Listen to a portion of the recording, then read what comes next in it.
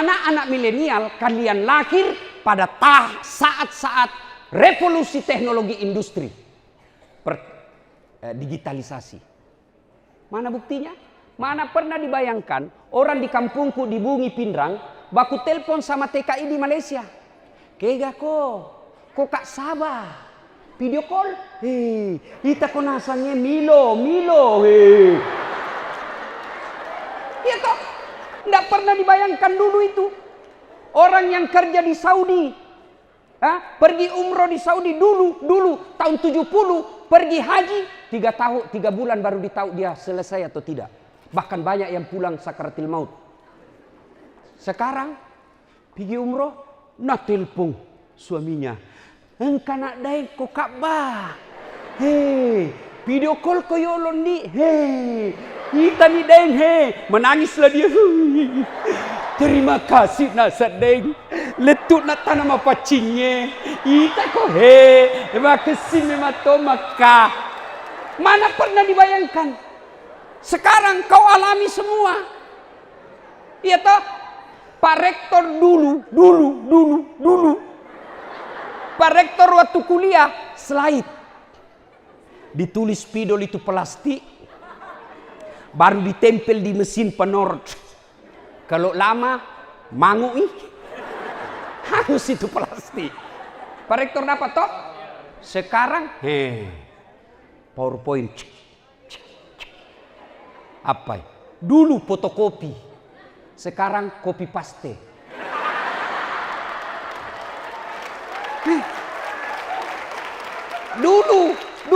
Dulu saya kuliah lebaran, kirimkan kartu lebaran Pak Rektor, Pak dosen. Pergilah kita kantor pos Jalan Slamet Riyadi, ngantri berkir kartu lebaran untuk kirimkan dosen. Sekarang sudah ada foto. Selamat hari raya, mohon maaf lahir dan karena copy paste, nah lupa hapus tahunnya. Ini revolusi digitalisasi yang sangat cepat, makanya disebut revolusi. Ibu bapak saudara-saudara sekalian, waktu yang sangat ringkas.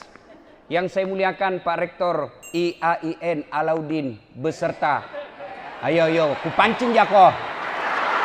Pare-pare yang insya Allah dimuliakan dan dirahmati oleh Allah Subhanahu wa Ta'ala. To the point saja. Begini dulu, kenapa saya ditunjuk untuk acara ini?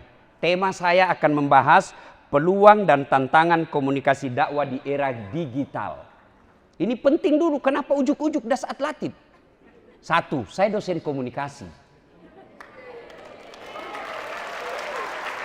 S1, S2, S3 saya memang komunikasi. Sampai sarjana, magister, doktor, komunikasi. Alhamdulillah Allah izinkan saya juga sarjana agama. Saya dari Fakultas Syariah. S1, Syariah Pengadilan Agama. S3, saya satu kelas dengan Pak Ali Rusdi. Kalau Pak Rektor telepon saya belum tentu saya hadir. Tapi karena Ali Rusdi yang telepon saya, teman sekelasku. Ya kan? Kenapa ujuk-ujuk? 1, Pak Rektor izin. Ini supaya motivasi buat adik-adik saya. Baru-baru saya mendapat award, penghargaan di Jakarta sebagai ulama pemersatu bangsa. Kalau kau follow di IG ku ada di situ. Ratusan ustadz yang diseleksi, das atlatif jadi pemenangnya. Adik-adik, bukan takabur. Kau lihatlah ustadz-ustadz yang kondang sekarang. Guru kita Adi Hidayat dari mana? Libya. Guru kita Ustadz Abdul Somad dari mana? Mesir dan Maroko. Guru kita Bahtiar Nasir dari mana? Dari Madinah. Guru kita Khalid Basalama dari mana? Dari Madinah. Salim Pillah dari mana? Mesir. Das atlatif. Uin Alauddin Makassar.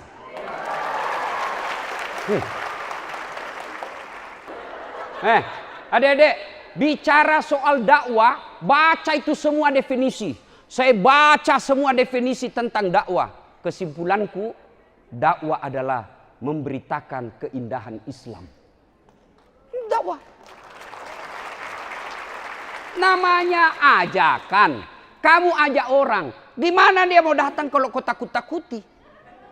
Gimana dia mau tentram hatinya kalau kita maki-maki? Di rumah ada istri yang suka ngomel. Iya toh? Masuk warung kopi, ada tagihan numpuk. Sampai di kantor dimaki-maki sama Pak Dekan. Pekerjaan tidak beres. Di jalan macet. Kita masuklah di masjid, mudah-mudahan dapat pencerahan dan ketenangan. Ternyata sampai di masjid kita juga dimaki-maki. Inilah perlunya metode dalam dakwah. Betapa pentingnya metode dalam dakwah, tata cara dalam dakwah, maka ada yang disebut fakultas dakwah. Diajarkan itu, tidak mesti tiba-tiba muncul, tidak. Beda ketika kamu ceramah di depan pemain sepak bola. Beda lagi ketika kamu di depan penjual emas. Beda ketika kita di auditorium ini dan kita di potere. Penjual ikan itu perlu metode. Perlu cara. Kamu di penjual beras, kau baca, kau jelaskan tentang pengaruh digitalisasi dalam perdagangan bebas. Bingung dia, agak tumuasang. Tidak ada metodenya, dipelajari itu. Maka ini pentingnya dakwah untuk menyiarkan Islam sebagai rahmatan lil alamin. Apa perintah ini dakwah? Salah satu penyakit yang paling ditakuti manusia, rugi. Tidak ada orang mau rugi di sini. Mau semua untung. Maka Allah hadirkan dan bertanya, sungguh manusia dalam kerugian. Rugi kok. Kecuali, nah itu nasihat menasehati. Ini dakwah. Kalau kamu tidak mau merugi di zaman ini, nasihat menasehati. Bagaimana cara nasihat menasehati? Perlu ilmu. Ilmunya tahun 1900 yang lalu, guru tak metodenya dakwanya Kiai Haji Abdurrahman Ambo Dalle, beda zamannya das Atlati. Kalau saya jangan dipanggil saya Kiai, mabusung kak nanti. Ustaz jago sekali nih. Kiai itu pimpinan pondok dan kita orang Bugis cocoknya Andre Gurutta. Nggak usah saya disebut karena saya bukan pimpinan pondok. Doakan saya bisa pondok. Dan saya lagi rintis sekarang, Pak Rektor. Ada di jalan Talasak City. Itu adik-adik kalau dari BTP kan ada itu jalan tembus ke tol. Itu lagi saya bikin Masjid Hajjah Sitimang. Ibu saya. Dan Markas Kader Ulama. Jadi bukan pesantren. Ada Pak Rektor, Ustadz itu anak santriku tamak nih. Dari fakultas dakwah tapi tidak tahu bicara. Bagaimana caranya fakultas dakwah tidak tahu bicara? Jamang-jamang, sini. Saya kasih kursus, 6 bulan kau keluar lagi. Ustadz itu ada anakku, penghafal Quran. Tapi dia tidak kuasai apa yang dihafal. Sini, kita kasih ketemukan gurunya di sini. Dia seolah-olah seperti pelatihan, bukan pesantren. Nah, mudah-mudahan nanti ada yang daftar di sini. Sebelum saya lupa juga saya bawa hadiah buat kalian. Siapa yang ada yatim piatu di sini kuliah? Yatim piatu. Siapa? Tidak ada nih ibu bapakmu. Saya kasih kau beasiswa sampai selesai. Catat itu ketua panitia. Catat itu ya. Saya ongkosi. Siapa lagi? Betul yatim piatu. 2. Siapa lagi? Lanjut dulu ceramah. Ini namanya PLTU, pada laut pada upe. Saya kasih 10 orang. Saya kasih 10 orang. Ya. Insya Allah kita kasih beasiswa. Dibayarkan sekolahmu sampai kau selesai. Ya. Insya Allah.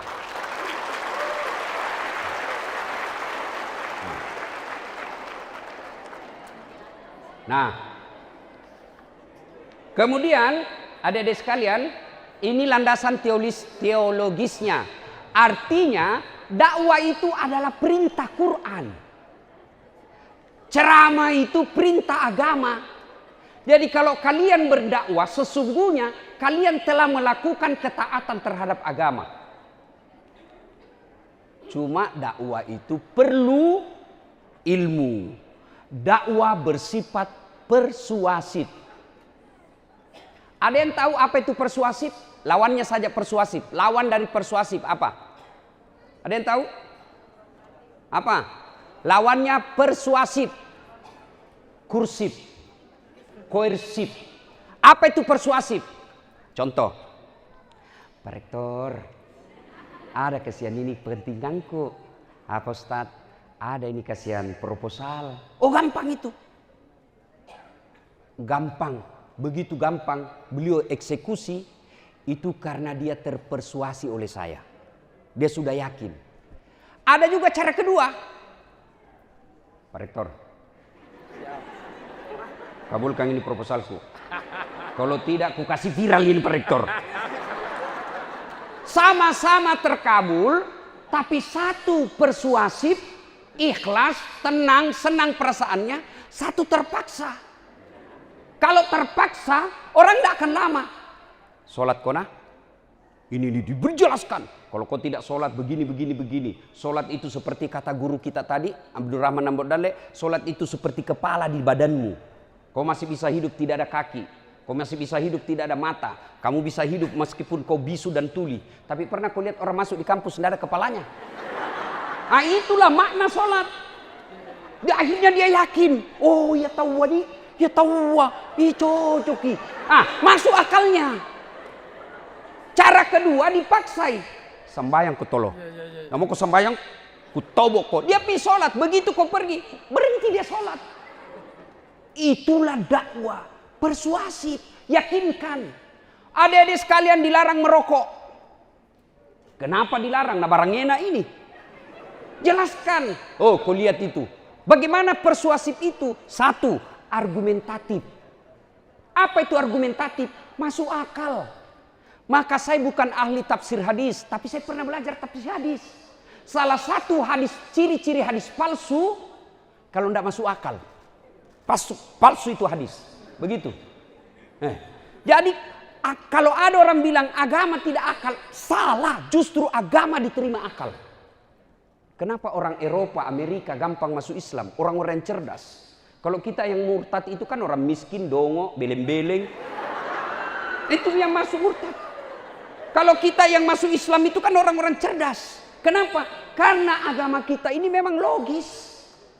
Jadi ketika kau dakwah cerita tentang sholat, cerita tentang larangan rokok, kasih argumentatif.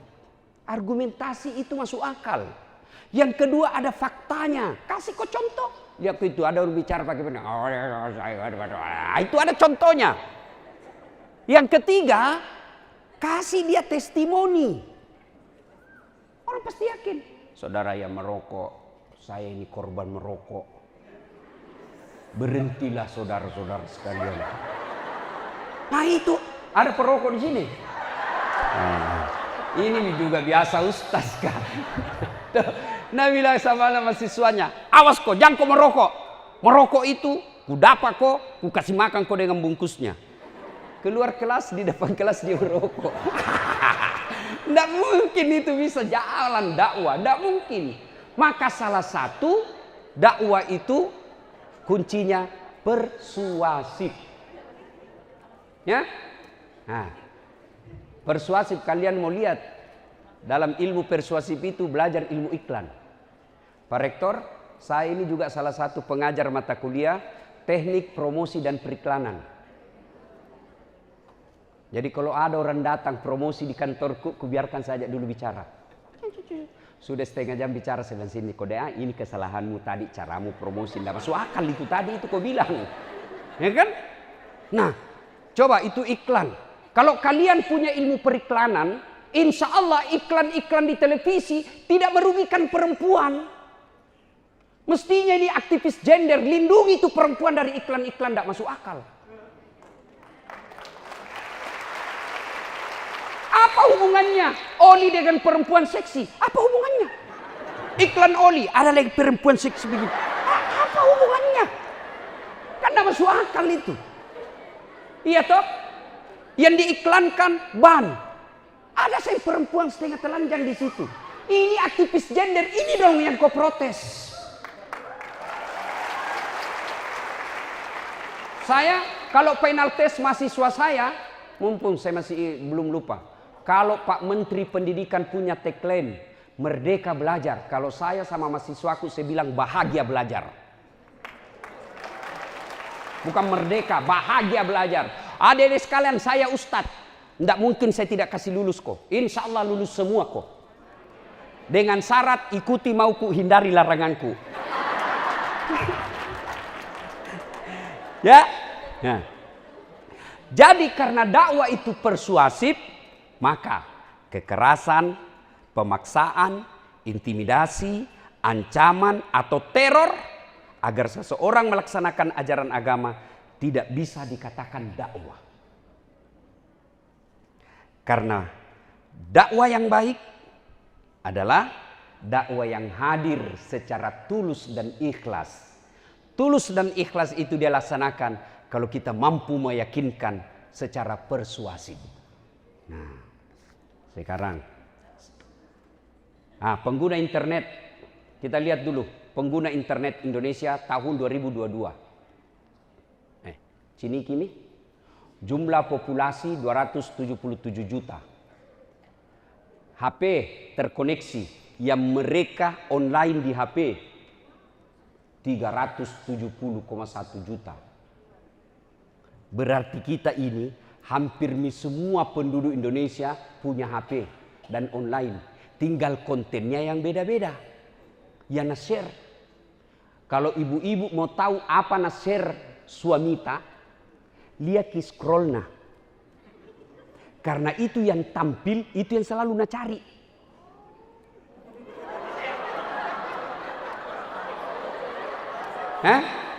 Bu, perlu kita tahu ini Bu. Bu, jadi itu konten yang lewat di layar tak, YouTube kasih berdasarkan kecenderungan yang kita selalu cari. Kalau ibu tiba-tiba suami deh, kenapa nasangin cewek seksi-seksi? Itu mina cari terus suamimu. Kenapa nak cari? Karena ibu tidak seksi di rumah.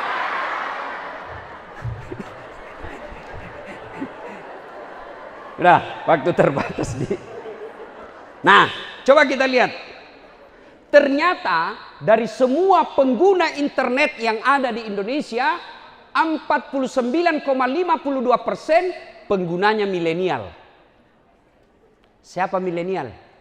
Pak Rektor. Tapi Pak Rektor bukan lagi milenial, Pak.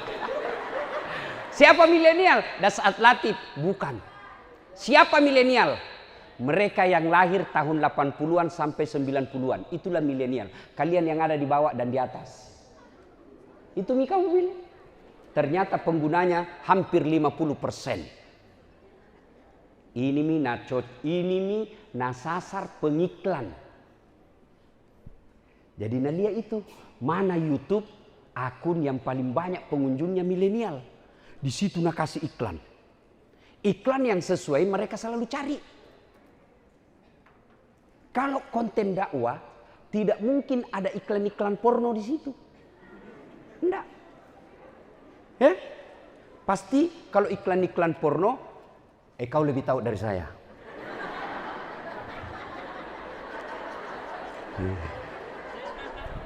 Coba lihat lagi. Penduduk Indonesia berusia 16. Ini bagian dari saya dakwah ini persuasif. Ada data. Bukan pitika tanai. Bukan asal ngomol. Baru kau bilang, masuk itu di akalmu. Ini. Orang berkomunikasi menggunakan medsos namanya. Kalau dulu media massa, sekarang media sosial. Itu ada 3 tujuannya. Orang bermedsos.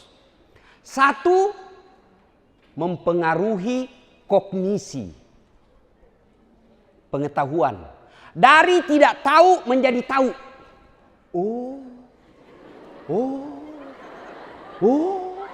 Dan saya tahu itu kalau saya ceramah. Saudara-saudara sekalian, tidak boleh kamu bayar zakat, bawa ke masjid dibikinkan pagar. Tidak boleh. Baru bilang, Baru dia tahu. Pengetahuan. Yang kedua, apa? Yang dia pengaruhi itu dakwah, dia pengaruhi itu medsos, dia pengaruhi itu media massa. Yang kedua, sikap. Sikap itu ada dua. Setuju, tidak setuju. Oh, Anda setuju kah ini? Memang cocok nih, masuk akal Anda setuju kah? Itu merokok 90 tahun umurnya. Nah, itu biasanya perokok tidak akan setuju dengan larangan merokok. Pasti itu. Masuk akalnya, tapi sikapnya tidak menerima.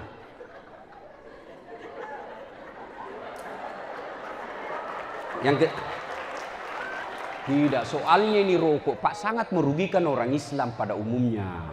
Ibu-ibu saya tanya, Ki, mau Ki suami tak merokok? Mau Ki merokok suami tak, Ibu?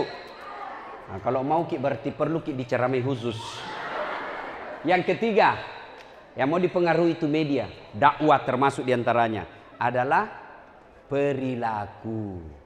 Yang tadinya tidak sholat, kita yakinkan, yakin.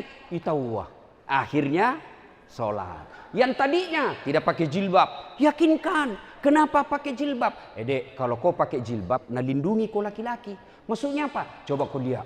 Kalau cewek pakai jilbab lewat di deker, paling diganggu sama cowok. Assalamualaikum.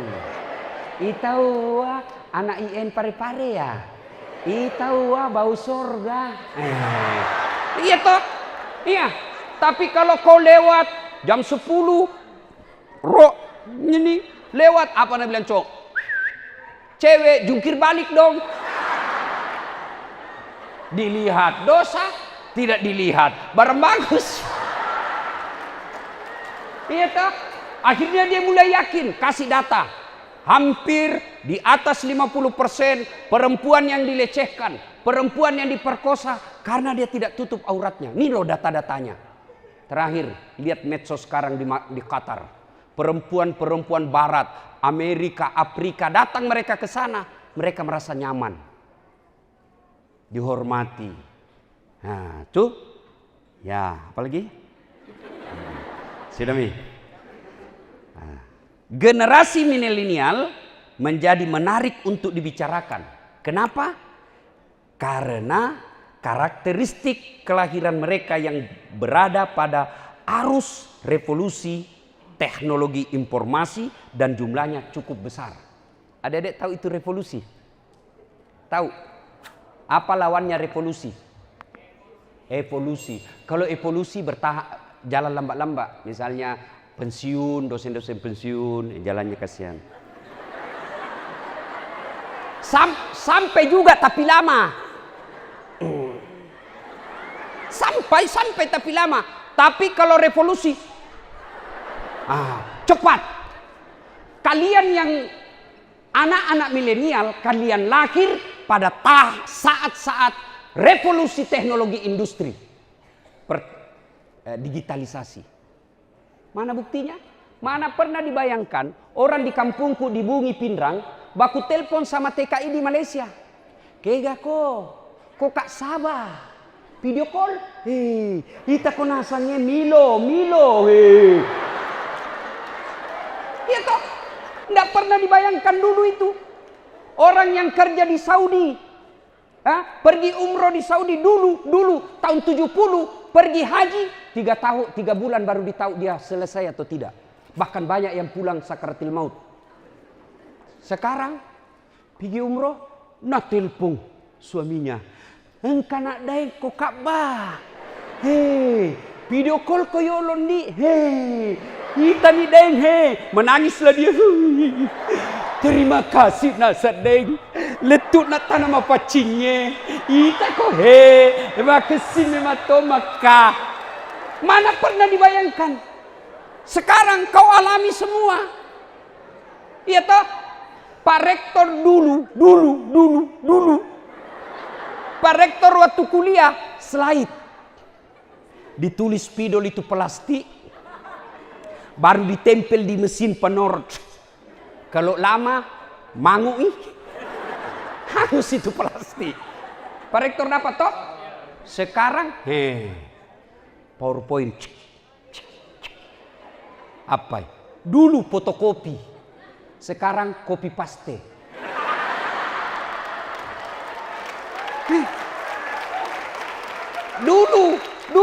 Dulu saya kuliah lebaran, kirimkan kartu lebaran Pak Rektor, Pak dosen. Pergilah kita kantor pos Jalan Slamet Riyadi, ngantri berkir kartu lebaran untuk kirimkan dosen. Sekarang sudah ada foto, selamat hari raya, mohon maaf lahir dan karena copy paste, nah lupa hapus tahunnya. Ini revolusi digitalisasi yang sangat cepat, makanya disebut revolusi. Ya toh? Nah, adik-adik sekalian, sampai jam berapa ini Pak Ustaz? Sampai sepuasnya, be. Anda puas saya lah Mas.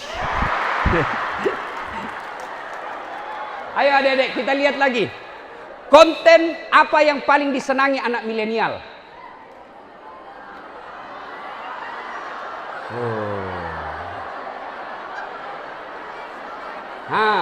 Jenis konten yang paling banyak ditonton di YouTube, bukan cuma milenial, termasuk Bapak Ibu dosen.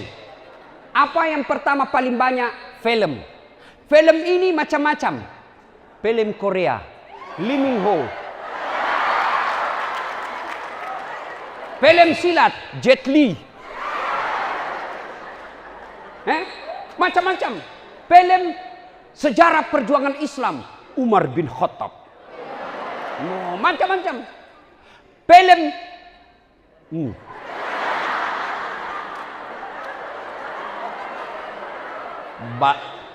bohong kok enggak pernah buka. Apa bedek gunanya kau nonton film begitu anak muda? Sudah itu kau nonton?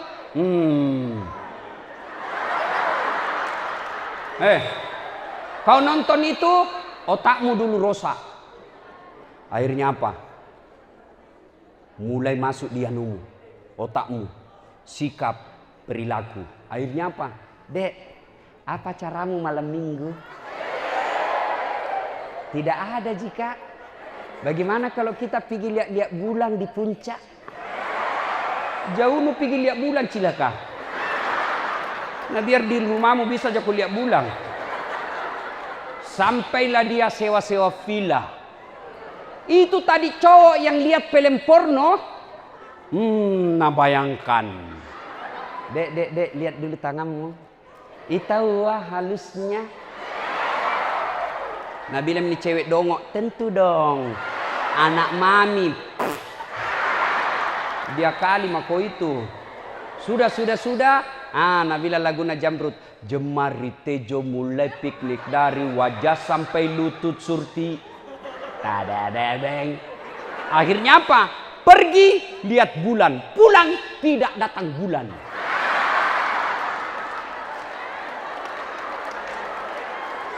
Akhirnya telepon cowoknya. Kak, apa ini kasihan? Saya ini kasihan satu-satunya anaknya mamaku. 3 bulan tidak muncul. Cowoknya malah na blokir.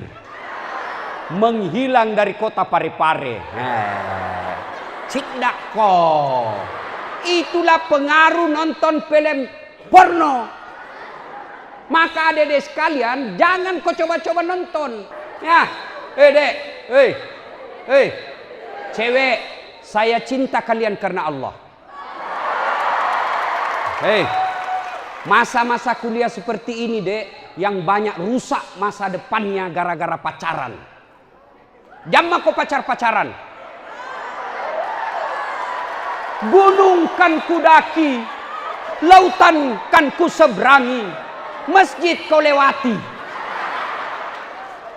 Kalau ada yang kenal saya dalam kuliah, mau di IAIN maupun di Unhas S1 sampai S3, kalau ada kenal saya, boleh tanya, saya pernah enggak pacaran waktu kuliah?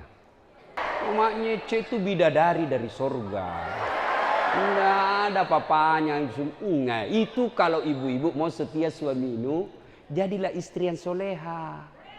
Bagaimana jadi istri yang soleha? Ini sekalian mumpun seingat Bu, bagaimana menjadi istri yang soleha, ndak harus periksa HP. Seberapa mampu ibu periksa HP? 2 HP nah. Kenapa ketahui? Saya saja Ustadz 3 HP ku. Yang kau salah paham, HP untuk mahasiswa, HP untuk jamaah, HP untuk mama nece. 2, musik. Nah, musik ini banyak jenisnya. Ada yang mencari musik-musik religi. Mungkin Tuhan mulai bosan melihat tingkah kita. Ah, itu religi. Ada ton dangdut.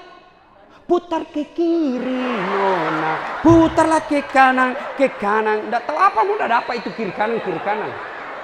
Ada juga India. Nehi nehi, kucu kucu kute. Ada tong. Sidi juta telur ratu, upake mat duta. Ini TKI Indonesia yang lagi diputuskan cintanya di Indonesia.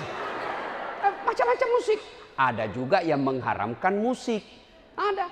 Tapi bagi saya yang mau mengharamkan musik silakan. Tapi jangan kau bilang masuk neraka orang dengar musik. Tergantung tahu kontennya.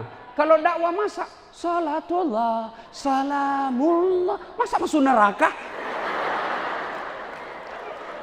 Kan? Maka dakwalah searif bijaksana. Memahami perbedaan pendapat. Olahraga. Sekarang paling banyak. Sepak bola. Apapun klubmu, saya tetap Maroko. Mau saya dibilangi sepak bola identitas, tidak ada urusan. Ya kan? Coba lihat itu kasih mama-mama, dia lihat nonton mama anaknya lambing bersikir. Bukan identitas itu bagian dari ikhtiar. Ikhtiar orang-orang beragama yakin doa. Mereka mencela-cela yang agama. Tapi begitu adu penalti, begini juga semua. Itu bagian daripada ajaran agama. Tendang, belok kiri. Kuliner. Ibu-ibu. Sini paling banyak. Ada tuh bapak-bapak. Traveling. Ini banyak juga penontonnya. Hai guys. Saya lagi di Bulukumba guys. Ini salah satu Bulukumba ada disebut pembuat perahu pinisi. Hai guys. Ada yang baru bikin konten. Dekat sekali kamera dengan hidungnya.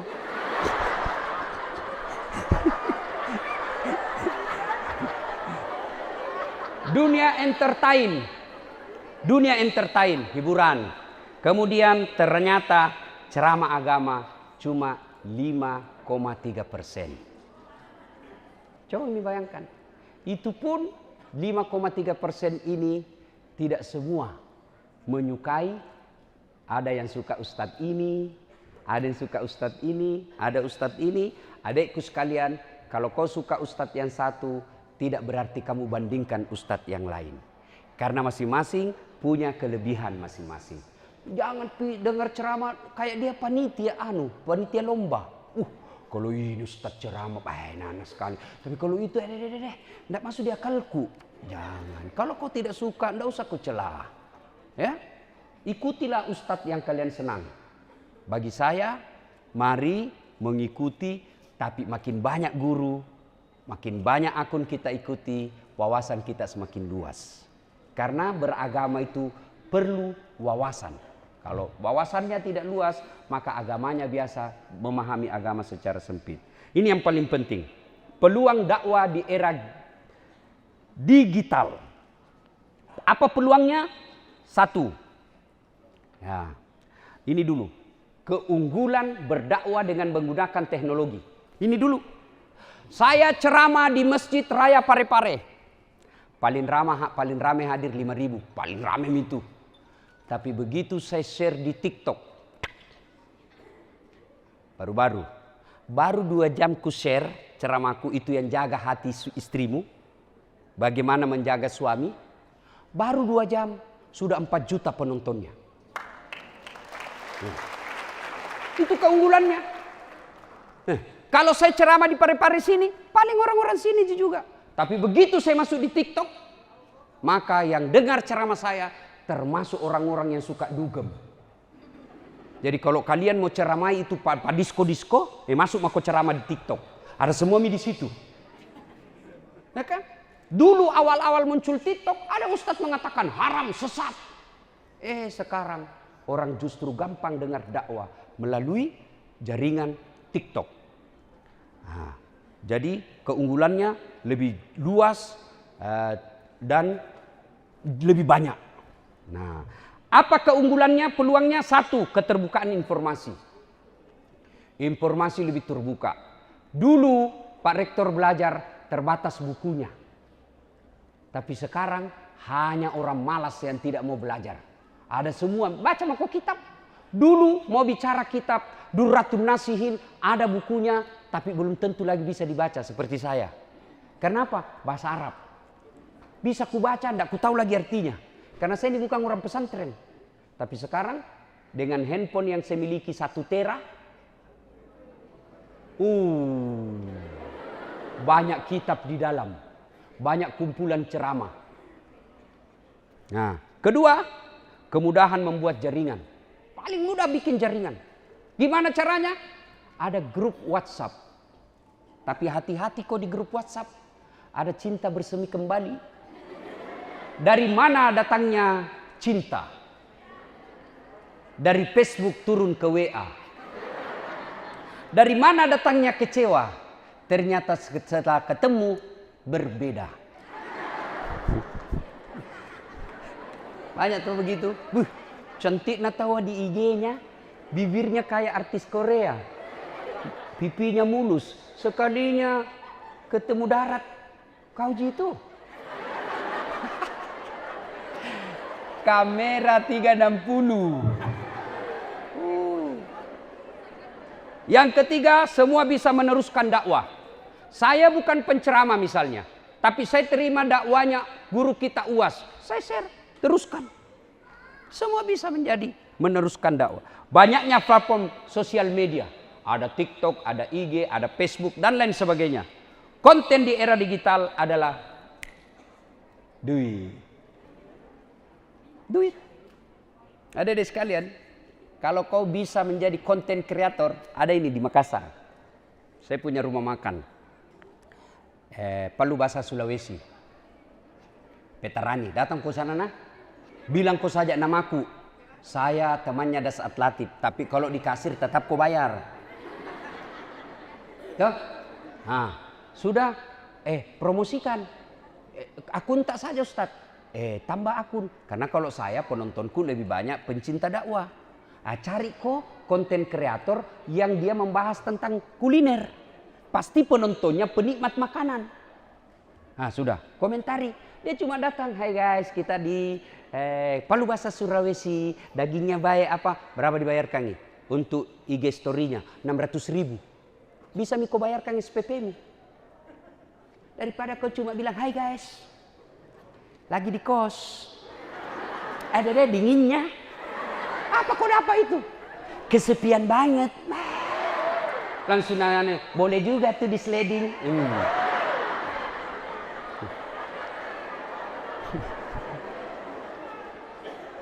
Netizen akan mencari. Netizen ini bahasa Inggris. Sudah diindonesiakan menjadi warganet.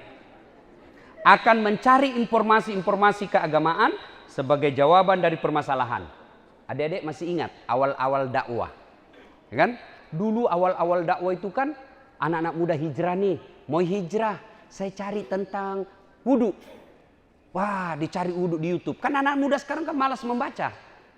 Dia lebih senang nonton. Makanya saya rektor, kalau saya ujian mahasiswaku tidak menulis nih. Kusuruh bikin video. Karena membaca, bikin ambil waktu, tulisannya juga jelek. Bingung saya baca. Agak sih maksudnya iya. Maka kalau dia menulis, Prof, dia bisa mencontek. Tapi kalau dia pidato, saya suruh dia pidato, misalnya pertanyaan, soal pertama, apa hubungan antara komunikasi dengan politik? Nah, jelaskan 2 menit. Kasih masuk di YouTube, baru ku nilai. Kasih masuk di IG, baru ku nilai. Kasih masuk di TikTok, baru dinilai. Yang bagus, saya kasih masuk ke di IG-ku, penontonku puluhan juta. Kalau jelek, ku kasih masuk kok juga di IG-ku. Captionnya jangan ditiru.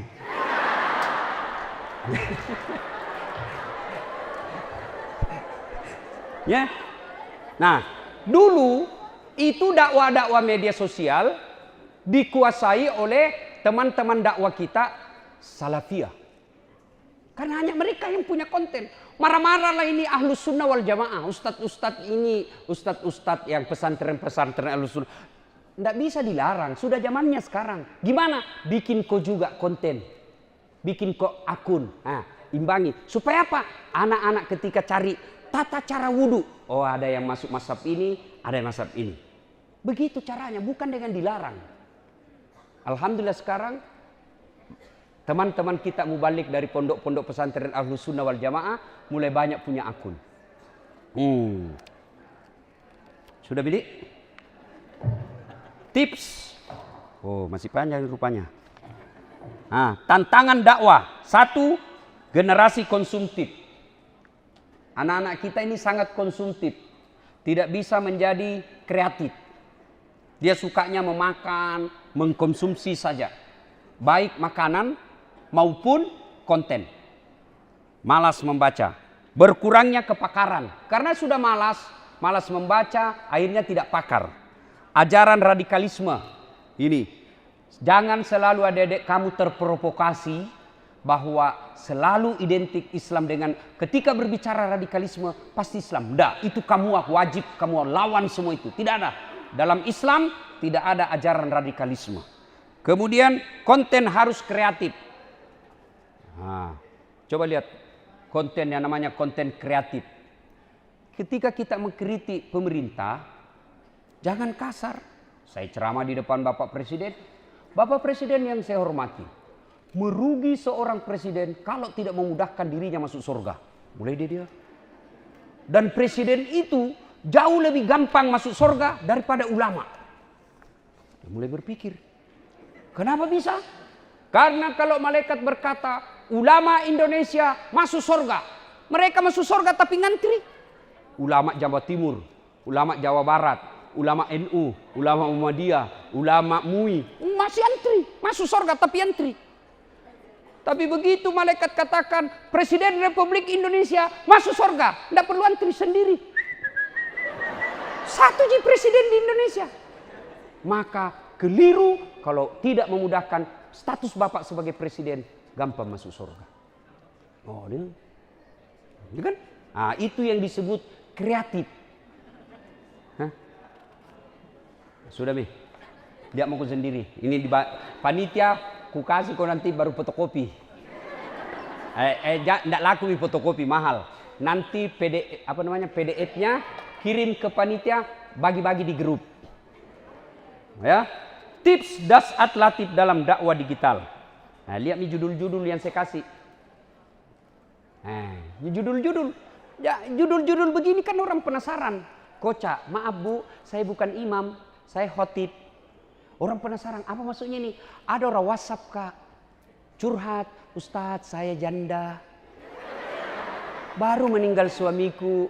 Adakah doa-doa dan amalan membuat hati tenang? Saya kasih mi amalan doa-doa, lama-lama mulai mi aneh-aneh. Kirim stiker-stiker lope. Terima kasih Ustadz. Lama-lama dia bilang, Ustadz, maukah Ustadz menjadi imam dalam hidupku? Saya bilang, mohon maaf Bu, saya bukan imam, saya penceramah. Ya, ini kan orang bertanya, apa ya Pak Eda mengikuti pengajian? Apa ya? Nah, dia penasaran, dia buka. Nah, tuh mau menjadi wanita yang dirindukan surga, pasti mau semua. Bertanya bagaimana caranya ini? Mau semua ini mau, dia buka. Nah, ada jawabannya. Bikin judul yang membuat orang penasaran. Dakwah saat ini juga membutuhkan materi yang simple, efektif, tidak bertele-tele, sederhana, dan tidak berkesan menggurui. Ini yang susah, menggurui. Maka adik-adik boleh lihat ceramah-ceramah saya. Untuk menghindari kesan menggurui, saya selalu berkisah. Berkisah. Kisah yang ada dalam Quran, asbabul wurud. Kita kisah, jadi orang tidak merasa tersinggung. Kenapa? Saya bercerita. Dan hebatnya itu cerita, orang penasaran mau tahu endingnya. Kenapa itu misalnya tukang bubur naik haji. Sampai bertahun-tahun nonton. Mamaku pernah saya telepon, Mak, Aga tuh menonton anak, aga nonton tukang bubur naik haji. Magai melok kana samita iyo Haji Muhyiddin. Maga matene iyo Haji Muhyiddin. Ini dia hanya penasaran. Jadi orang kalau berkisah, orang akan penasaran bagaimana endingnya ini. Jadi kalau kita berceramah, menyampaikan kisah, pasti orang tidak mau tinggalkan. Kenapa? Dia mau tahu bagaimana terakhirnya. Ya.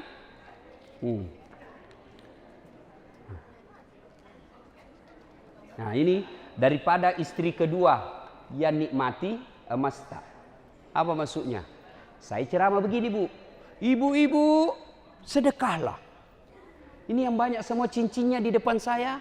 Kalau ibu-ibu mati siapa yang pakai cincin emas berlianmu? Ada bilang, anak, bukan anakmu, istri kedua.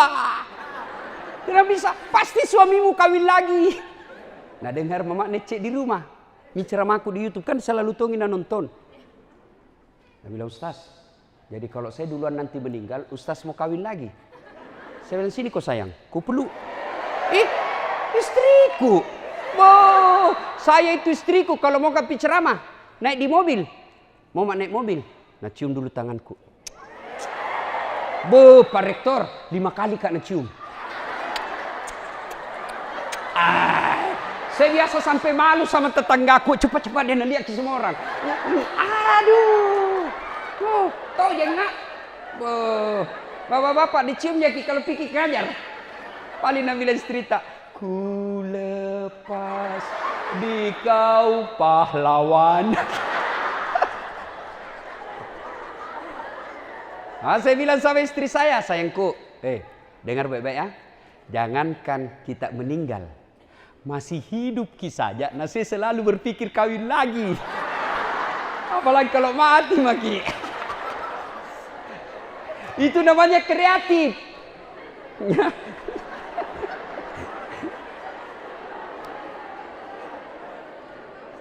Oh, ini ceramah saya yang paling banyak penontonnya. Kalau saya tidak salah sudah lebih 20 juta. Ya? Kapolri, gaspol. Saya bilang gimana? Gas atau rem-rem? Berteriak semua, gaspol! Aku gas. Habis. Barang tidak enak dengar siapa suruh kau bilang tadi gaspol? Nah, kalau mau lanjutkan nonton ini, gaspol ada khusus acara saya di Metro TV. Judulnya Gaspol tiap malam Ahad jam 9. Saya tadi bilang sama Pak Rektor, 2023 konsep ceramah saya di Gaspol itu ada di studio, ada yang ghost to kampus. Saya akan datang di kampus ini, kita bikin acara di sini. Supaya nonton seluruh Indonesia ini IAIN pare-pare. Nah, kalau mau ditayang, telepon nih sama sepupumu. Tunggu mak, tunggu kak, ada kak muncul itu di Metro nah. Ya, nah. Arus informasi yang cepat sehingga melahirkan perubahan yang instan dapat ditemukan pula dalam bahasa. Jadi biasa ini bahasanya anak milenial kita tidak mengerti. Ustaz, assamlek. Apa sih kok assamlek? Assalamualaikum.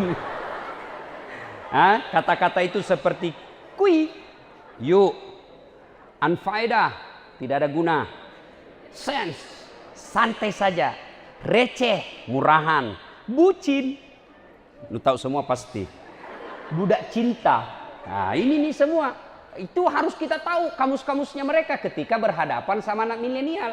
Tapi jangan bicara begini di depannya para pensiunan, tidak mengerti.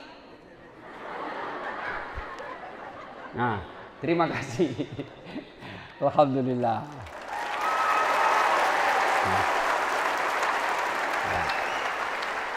Untuk terakhir kali, saya tegaskan kembali, saya insya Allah memberi hadiah 10 orang beasiswa anak S1. Silakan nanti saya prioritaskan anak yatim piatu. Yang betul-betul yatim piatu. Ya, oke, terima kasih. Siapa mereka? Saya tunggu informasinya. Demikian, billahi taufiq wal hidayah, usikum wa nafsi bitaqwallah. Assalamualaikum warahmatullahi wabarakatuh.